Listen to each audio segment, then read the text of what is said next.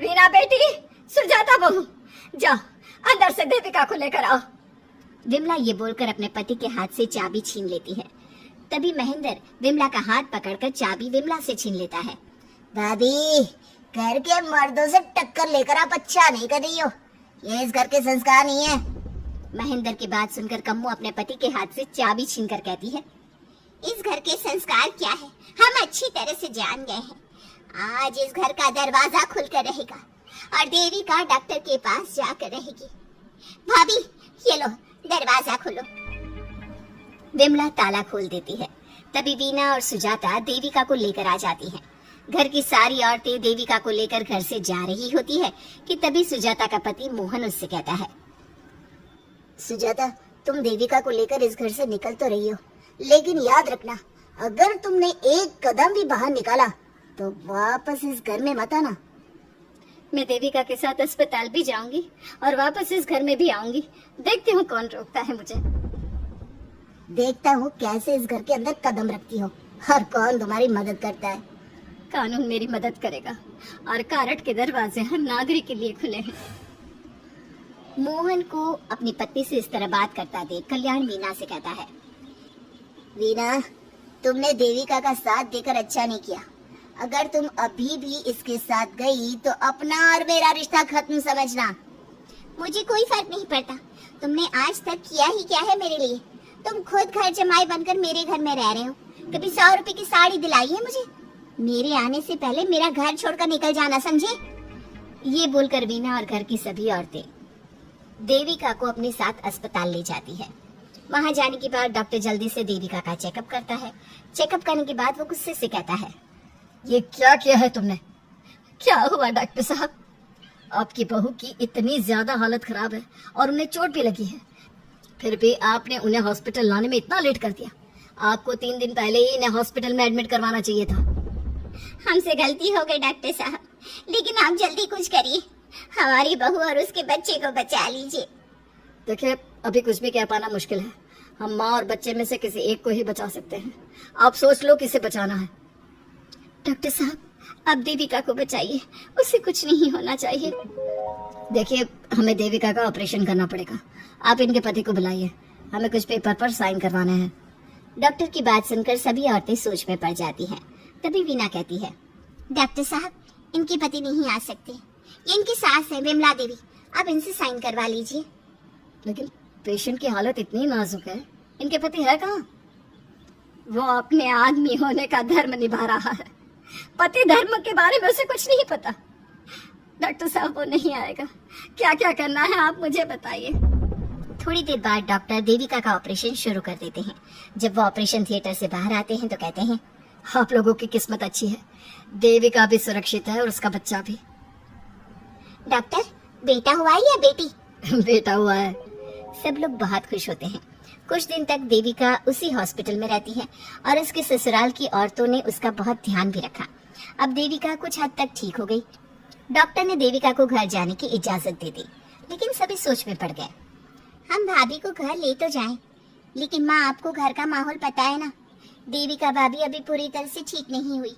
भाभी वहाँ आराम नहीं कर पाएंगी और पता नहीं घर के सारे आदमी हमारे साथ क्या करेंगे। माँ, क्या हम डॉक्टर से बात करके देविका को थोड़े दिन और यहाँ नहीं रख सकते? जब वो पूरी तरह से ठीक हो जाएगी तो उसे यहाँ से ले जाएंगे। ये बात सुनकर विमला सोच में पड़ जाती है। तभी कम्मो कहती है, तुम दोनों ठीक कह रही हो, मैं अभी डॉक्टर से बात कर लेती हूँ। कम्मो डॉक्टर से बात कर लेती है और देविका कुछ दिन में बिल्कुल ठीक हो जाती है। देविका अपने बच्चे को गोद में लिए बाकी औरतों के साथ अपने ससुराल जाती है, लेकिन घर के सभी आदमी उन्हें दरवाजे पर ही रोक देते हैं। खबरदार, तुम में से कोई भी औरत अगर घर के भीतर घुसी, अगर तुम घर में कदम रखोगी तो घर अपवित्र हो जाएगा। घर हमारे कदम रखने से अपवित्र नहीं होगा, बल्कि आपकी गंदी सोच की वजह से घर क्या, अरे पूरा समाज अपवित्र हो रहा है। सुजाता, मैंने मना किया था ना घर से बाहर जाने के लिए। अब एक काम कर, जैसे यहाँ आई है वैसे ही यहाँ से सीधा अपने मायके लौट जा। क्यों जी, क्यों चली जाऊँ मैं अपने मायके? मैं जब तक चाहूँ यहाँ रह सकती हूँ। अगर आपने मुझे इस घर में आने से रोका तो मैं आपकी पुलिस में शिकायत कर दूंगी। वीना, इन सब की तरह तुम्हारा भी दिमाग खराब हो गया है। अब मैं तुम्हें बिल्कुल बर्दाश्त नहीं करूंगा। तुम्हें ऐसी सजा दूंगा कि तुम याद रखोगी। सजा बाद में देना, पहले मेरे घर से बाहर निकलो।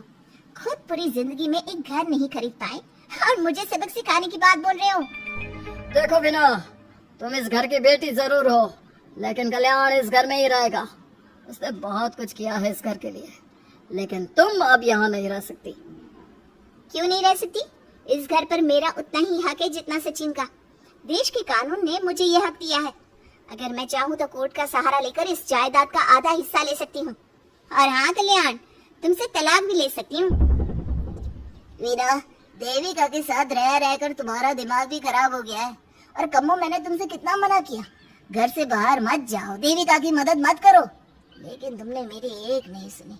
अब तुम इस घर से और मेरी जिंदगी से चली जाओ। ये कदम उठाकर तुमने बिल्कुल अच्छा नहीं किया। ये कदम तो मुझे उस समय उठाना चाहिए था जब मैं माँ बनने वाली थी। आपके झूठे अहंकार और गलत नियमों की वजह से मैंने अपने दो बच्चे खो दिए। अगर उस समय मैं दाई अम्मा से इलाज ना कराती और हॉस्पिटल चली जाती तो सचिन के बराबर मेरे भी 2 बेटे होते। सभी पति इस बात पर अड़े हुए थे कि वो अपनी अपनी पत्नियों को घर के अंदर नहीं आने देंगे। देविका बहुत देर तक सबकी बातें सुनती रही। फिर उसने अपने पति से कहा, सचिन, तुम्हारे घर के आदमियों की बात तो मैंने सुन ली। अब तुम बताओ, तुम्हारा क्या फैसला है? देविका, मुझे माफ कर दो, मैं तुम्हारे लिए कुछ नहीं कर सकता, मैं मजबूर हूँ। मुझे पता था सचिन, तुम्हारा यही जवाब होगा। मुझे अपने आप पर हैरानी है कि मैंने बिना रीढ़ की हड्डी वाले आदमी से प्यार ही क्यों किया, शादी क्यों की। अब मैं आप सबसे बस आखिरी बार पूछ रही हूँ, तुम हमें अंदर आने दे रहे हो या नहीं, या मैं पुलिस को फोन करूँ? देविका, आज तक हमारे गांव में पुलिस ने कभी कदम नहीं रखा और तू हमारे घर के दरवाजे पर पुलिस को लेकर आएगी? तेरी हिम्मत कैसे हुई ये बात करने की? आज तक इन औरतों ने घर से बाहर कदम नहीं निकाला था और 2-4 दिन में तूने इन सबको इनके अधिकार भी याद करा दिए। अब तो तुम बिल्कुल इस घर में नहीं आ सकते। घर की औरतें घर के बाहर खड़ी थी और घर के आदमी घर के दरवाजे पर। उनकी लड़ाई देखकर पूरा गांव इकट्ठा हो गया। देविका को अस्पताल पहुंचाकर घर की औरतों ने काम तो अच्छा किया। इस काम से देविका और उसके बच्चे की जान भी बच गई, लेकिन इनकी जान बचाने की कीमत घर की औरतों को कैसे चुकानी होगी, इसके लिए आपको आने वाला एपिसोड देखना होगा। और हमारे प्यारे दर्शकों, हमें कमेंट करके जरूर बताइए कि देविका के साथ बाकी औरतों को क्या करना चाहिए। क्या उन्हें घर के अंदर जाने के लिए संघर्ष करना चाहिए या फिर वो घर छोड़कर चले जाना चाहिए?